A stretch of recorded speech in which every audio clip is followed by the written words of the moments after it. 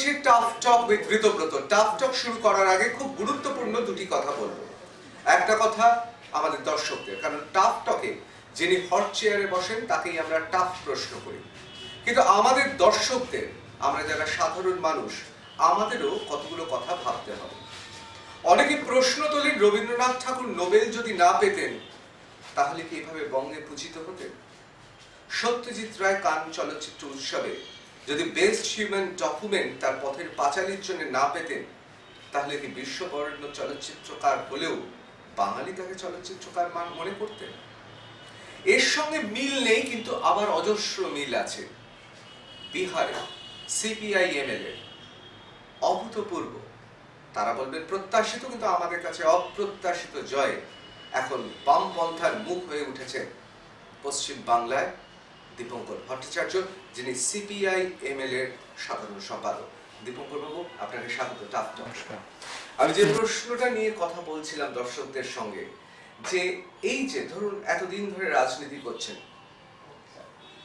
8-এর দশক গোটা রাজনীতি করেছেন, তার আগেও রাজনীতি করেছেন। 1979 সালে আপনি উচ্চ মাধ্যমিকে একদম মানে টপার ছিলেন, আপনার অসাধারণ কেরিয়ার, আপনি এমস্ট্যাট করেছেন আইএসআই এর মতো এরকম প্রিমিয়ার ইনস্টিটিউট থেকে, তারপর সব ছেড়ে বামপন্থা রাজনীতিতে চলে যাওয়া, এই আত্মত্যাগ, আপনার আদর্শে অবিচল থেকে থাকা, এটা আত্মত্যাগ না, এটা আত্মতৃপ্তি। যেমন ত্যাগ কিচ্ছু নেই, এখনো বলবেন তৃপ্তি? একদম একদম। তা এই এতদিন ধরে বামপন্থা আন্দোলন করার পর হঠাৎ কর্পোরেট মিডিয়া বলুন, আপনাদের ভাষায় বুর্জুয়া মিডিয়া বলুন, সবকিছুতে এখন আপনাকে নিয়ে আলোচিত হচ্ছে, আপনার দলকে নিয়েও আলোচিত হচ্ছে। আমি জানি এই প্রশ্নটা বললে আপনি বলবেন আপনারা ব্যক্তিতে বিশ্বাস করেন না, ব্যক্তি পুজোয় বিশ্বাস করেন না, আপনি দল এবং সংগঠনে বিশ্বাস করেন। তা একটু কি অপ্রত্যাশিত লাগছে, নাকি মনে হচ্ছে এটাই প্রত্যাশিত? একটু লাগছে, কারণ আমার মনে হয় যে আলোচনাটা হচ্ছে তো দুটো কারণ। একটা কারণ হচ্ছে ধরুন মানে নাথিং সাকসিডস লাইক সাকসেস, এবং নির্বাচনে আমরা ধরুন 12টা সিট পেয়েছি, এটা লোকের কাছে একটা নতুন। ধরুন 12টা সিটের পেছনে গত 50 বছর ধরে আমরা কাজ করে গেছি, সেটা হয়তো কেউ জানে, অনেকে জানেন না। তো সেটা পরের কথা, যখন আপনি কোনো রেজাল্ট পাওয়া যায় তো লোকের রেজাল্টটা দেখে। কিন্তু আমার মনে হয়, আমি এটা ভাবিনি যে বিহারে আমাদের জয়টা পশ্চিমবাংলায় এত বড় একটা অনুরণন সৃষ্টি করবে, বা পশ্চিমবাংলা নিয়ে আমরা কিছু যে বক্তব্য রেখেছি এখানে বিজেপির বিপদ সম্পর্কে, সেটা এইভাবে একটা চর্চার বিষয় হয়ে যাবে, এটা আমার হিসেবের মধ্যে ছিল না। আর এটা যেটা দেখিয়ে দিচ্ছে সেটা একদিক থেকে একটা বিপজ্জনক দিক। তার মানে হচ্ছে যে পশ্চিমবাংলায় সংকটটা এখন এত গভীর যে রাজ্যে দীর্ঘদিন ধরে আমরা বামপন্থার দুর্জয় ঘাঁটি বলতাম, যে রাজ্যে 34 বছর পৃথিবীর রেকর্ড একটা বামপন্থী সরকার ক্ষমতায় থেকেছে, সেখানে এমনই একটা টালমাটাল অবস্থা যে সেখানে মানুষ খুঁজছে কোনো একটা রাস্তা। তো এটা একদিক থেকে ভালো, রাস্তা যে কোনো সংকটেই খুব গভীর অন্ধকারেও রাস্তা খোঁজা দরকার, কিন্তু সংকটটা যে কত তীব্র পশ্চিমবাংলায় সেটা বোঝা যাচ্ছে আর কি। আমি একজনের কথা বলবো, নীরজশ্রী চৌধুরী, অনেকে তাকে বলতেন সাম্রাজ্যবাদী লেখক, তিনি নিজেকেও সাম্রাজ্যবাদী বলেছেন তার লেখার মধ্যে। তিনি বলতেন একটা কথা, যে আত্মঘাতী বাঙালি। আমি যে কথা দিয়ে শুরু করলাম, রবীন্দ্রনাথ নোবেল পুরস্কার না পেলে বঙ্গে কি পূজিত হতেন কবি হিসেবে? অথবা সত্যজিৎ রায় বিশ্ববরেণ্য চলচ্চিত্রকার হলেও যদি কান ফিল্ম ফেস্টিভ্যাল আর অস্কার যদি না জুটত, তাকে কি বাঙালি মেনে নিত? আপনার কি কোথাও মনে হচ্ছে যে বামপন্থার দুর্জয় ঘাট হিসেবে বাংলাকে মনে করা হতো? 34 বছর বাম সরকার এখানে ছিল, আসলে পুরো বিষয়টাই ছিল মেকি লোক দেখানো বাম, সেই কারণেই আপনার জয়তে নতুন করে উচ্ছ্বাস উঠেছে? না, আমি ওটা পুরোটা মেকি লোক দেখানো এটা মোটেই বলবো না। ওটা একটা বিরাট আন্দোলনের ঐতিহ্য থেকে এসেছিল। অবশ্যই পশ্চিমবাংলায় ধরুন তেভাগা, 60-এর খাদ্য আন্দোলন, এমনকি আমাদের নকশালবাড়ির আন্দোলন। ধরুন নকশালবাড়ির আন্দোলনটা দমন হয়ে গেল, নকশালবাড়ির আন্দোলন বিরাট রক্ত দিয়ে, এত গণহত্যা, এত জেল, আমাদের প্রথম প্রজন্ম প্রায় শেষ, তাদেরকে উঠে দেওয়া হলো না। কিন্তু যে আবেগটা সৃষ্টি হলো, সেই আবেগটাই তো 77-এ বামফ্রন্টের নির্বাচনের জয়ের পেছনে, এবং 70-এর দশকে যে এখানে সিদ্ধার্থ শঙ্করের জমানার যে পুরো টেরার, ফলে সেই সময় আমার মনে হয় বাংলা সেই টেরারের পরে একটা গণতন্ত্র চেয়েছিল। বামপন্থীরা ছিল সেই গণতন্ত্রের বাহক, বামপন্থীদের ঘিরে সেই গণতন্ত্রের স্বপ্নটা এবং তারা শুরুর দিকে কাজও করেছিলেন, ভূমি সংস্কার, পঞ্চায়েতি রাজ, অপারেশন বর্গা। ফলে যে কৃষকের প্রশ্নটা নকশালবাড়ি তুলেছিল, যে কৃষকের প্রশ্নটা তেভাগা তুলেছিল, সেই প্রশ্নটা একটা পর্যায়ে এসে একটা ফুলফিলড হলো যে অপারেশন বর্গা হচ্ছে, ভূমি সংস্কার হচ্ছে। ফলে আমি মনে করি না যে এই পুরো ব্যাপারটাকে কখনোই বলা যাবে না একটা লোক দেখানো। এটা অবশ্যই বামপন্থী আন্দোলনের পশ্চিমবাংলায় একটা বড় অগ্রগতি। কিন্তু পরবর্তীতে অবশ্যই একটা সময়ে এসে সে সরকারটা অনেক কিছু করেছে যেটা বামপন্থার খুব ক্ষতি করেছে। মানে আমি যদি বলি যে কৃষক এবং গণতন্ত্র এই দুটো প্রশ্নকে ধরে সিপিএমও যেটা প্রত্যাশা করেনি ৭৭-এর নির্বাচনে বামফ্রন্ট সরকার ক্ষমতায় চলে আসবে, এটা অনেক সিপিএমের নেতাই বলবেন তাদের সে সময় ক্যালকুলেশন এটা ছিল না। কিন্তু 2011-য় যখন তারা ক্ষমতা থেকে বেরিয়ে যাচ্ছেন তখন কিন্তু সেই সিঙ্গুর নন্দীগ্রামের পরে ওই কৃষকের প্রশ্ন এবং ওই গণতন্ত্রের প্রশ্নেই অনেকটা মানুষের আস্থা হারিয়ে মানুষের মধ্যে একটা সন্দেহ সৃষ্টি করে তারা চলে যাচ্ছেন। ফলে আমার মনে হয় পশ্চিমবাংলায় আবার যে বামপন্থা উঠে দাঁড়াবে তাকে আবার ওই গণতন্ত্রের প্রশ্নে, আবার ওই কৃষকের প্রশ্নে বা খেটে খাওয়া মানুষের প্রশ্নে নতুন করে মানুষের আস্থা অর্জন করে সেটা করতে হবে। আমরা এই বিষয়ে বিশদ আলোচনা করবো এই পশ্চিমবঙ্গ এবং তার রাজনীতি নিয়ে। তার আগে আমি একটু বিহারের রাজনীতিতে পৌঁছে যাচ্ছি। আমি জানি আপনাকে অনেকবার এই উত্তরটাই দিতে হয়েছে, বিহারে এই আপনাদের কাছে প্রত্যাশিত, আমাদের অনেকের কাছে অপ্রত্যাশিত ফল, এবং আপনাকে নিশ্চয়ই অনেকে অভিনন্দন জানিয়েছেন, পার্টির বাইরের লোকেরা অভিনন্দন জানিয়েছে, গোটা ভারতবর্ষ চমকে গেছে, এ বিষয়ে সন্দেহ নেই। কিন্তু আমি যদি বলি ঠিক উল্টোটা, যে নির্বাচনে 12টা আসন লাভ এবং এই নির্বাচন সিপিআই-এমএল এর পক্ষে একটা অত্যন্ত তাৎপর্যপূর্ণ ঐতিহাসিক জয় এই কারণে, এবং সম্ভবত আপনি অন্যতম সুখী একজন রাজনীতির মানুষ যিনি বিরোধী দলে থেকে আপনারা কাজটা করতে পারবেন। তার কারণ আরজেডির মতো দলের সঙ্গে যদি মহাগঠবন্ধন সরকার করত তাহলে সবচেয়ে বেকায়দায়, কৌশলগতভাবে বেকায়দায় পড়তো সিপিআই-এমএল। তার কারণ যাদের সঙ্গে আপনাদের থাকতে হতো তারাও সাপের থেকে কম বিষধর নয়। না, আমার মনে হয় আপনার মনে হতে পারে যে বেকায়দায় পড়তাম, আমি বলবো যে একটা নতুন চ্যালেঞ্জের মুখে পড়তাম। কারণ আমরা এবারে নির্বাচনে যেটা হলো, দুটো নতুন জিনিস হয়েছে। একটা হচ্ছে একটা এজেন্ডা তৈরি হয়েছিল যে এজেন্ডা নিয়ে সাধারণত ভোট হয় না। কাজের দাবি, চাকরির দাবি, equal pay for equal work, সমস্ত স্কিম ওয়ার্কার্স তাদেরকে পার্মানেন্ট করা হবে, তার অনারারিয়াম বাড়ানো হবে, সোশ্যাল সিকিউরিটি বাড়বে সাধারণ মানুষের, এই যে বা কন্ট্রাক্ট সিস্টেমের জায়গায় স্থায়ী করা হবে, যে কথাটা কেজরিওয়ালও দিল্লিতে বলেছিলেন কিন্তু রাখেননি কথা। তো এই যে এজেন্ডাটা বিহারে এলো, আমার মনে হয় এজেন্ডা পেছনে আছে আমাদের আন্দোলন। তো আমাদের আন্দোলনের মধ্যে দিয়ে সাধারণ মানুষ যেটা বলে যে এত আন্দোলন করো কি লাভ হয়, কিছু তো হয় না, কোনো সরকার কোনো কথা শোনে না, কোনো কথা রাখে না। তো এই এজেন্ডাটা এবার লোকে দেখেছিল যে দীর্ঘদিনের আন্দোলনের ফসল হিসেবে একটা এজেন্ডা তৈরি হলো, যে এজেন্ডা বিহারের মতো একটা জায়গায় যেখানে সাধারণভাবে মনে করে জাত পাত ইত্যাদি রাজনীতি চলে, সেই জায়গায় নতুন প্রজন্ম তারা বললো আমরা এমপ্লয়মেন্ট ছাড়া অন্য কোনো প্রশ্ন বুঝি না। বিহারের গ্রামে লোকে আলোচনা করছে, যখন সরকারটা হবে কি হবে না আশা ছিল, যে রেজাল্টটা ঠিক বেরোয়নি, অনেকে বলছে আচ্ছা সিপিআই আমার কি যাবে। একজন মানুষ বললেন যে ওরা না যাওয়াটাই ভালো, তা ওরা বাইরে থেকে সরকারটাকে টাইট রাখবে। তো আমাদের সম্পর্কে লোকের দেখুন এক্সপেকটেশনটা এটা, যে এরা দুটো মন্ত্রী পদের জন্য চলে যাবে এটা নয়, সরকারটাকে টাইট রাখবে, তাকে এই লাইন লেন্থটা ঠিক রাখবে, এবং এই যে প্রতিশ্রুতি দিয়ে তারা ক্ষমতায় আসছে 10 লক্ষ লোকের চাকরি, সেই 10 লক্ষ লোক যাতে সত্যি সত্যি চাকরিটা পায় এইটা গ্যারান্টি করবে, গ্যারান্টার হচ্ছে সিপিআই-এমএল। তো এই যে আমার মনে হয় মানুষের বিরাট আস্থা আমাদের উপরে, আর এইটাকে মাথায় রেখে যদি আমরা চলতে পারি তাহলে আমার তো মনে হয় না আমরা বেকায়দায় পড়তাম। আমি আবার একটু ফিরে যাচ্ছি আপনার শিক্ষাগত যোগ্যতায়। আমি জানি আপনি বিব্রত বোধ করছেন, তার সত্ত্বেও বলছি তার কারণ একটা কারণ রয়েছে। আপনি একজন অত্যন্ত মেধাবী ছাত্র, উচ্চ মাধ্যমিকে দারুণ ফল করেছিলেন 1980 সালে, 1979 সালে, এবং আপনি এমস্ট্যাট করেছেন ভারতবর্ষ শুধু নয় পৃথিবীর অন্যতম premier institute Indian statistical institute থেকে। আপনার মতো একজন বিধক্ত মানুষ এবং যার পেছনে বা যার ফসল আপনি সেই পার্টি, সেই জায়গায় দাঁড়িয়ে আমি কারো শিক্ষাগত যোগ্যতা নিয়ে তাচ্ছিল্য করছি না, কিন্তু অত্যন্ত কম পড়াশোনা জানা, শুধুমাত্র কম বয়স, সেই তেজ দেখিয়ে যদি আরজেডিকে আপনারা সমর্থন করেন, আর তার পাশাপাশি সেই আরজেডি যাকে বিগত কয়েক দশক ধরে যার বিরোধিতাও করেছিলেন আপনারা, যার বাবার বিরুদ্ধে বিভিন্ন জায়গায় দুর্নীতির অভিযোগ আছে, তাদের সঙ্গে হাত মেলানোটা কোথাও মনে হলো না রক্ষণশীলতা বা প্রতিক্রিয়াশীল শক্তির সঙ্গে হাত মেলানো? না না না, এই ধরনের এই দুটো প্রশ্নই আমার কাছে বারবার এসছে। তো আমার কাছে যখন বলেছে যেমন তেজস্বী যাদবের, আমি জানি না এক্স্যাক্টলি ডিগ্রি আছে নেই আছে, আমি দুটো কথা বলেছি।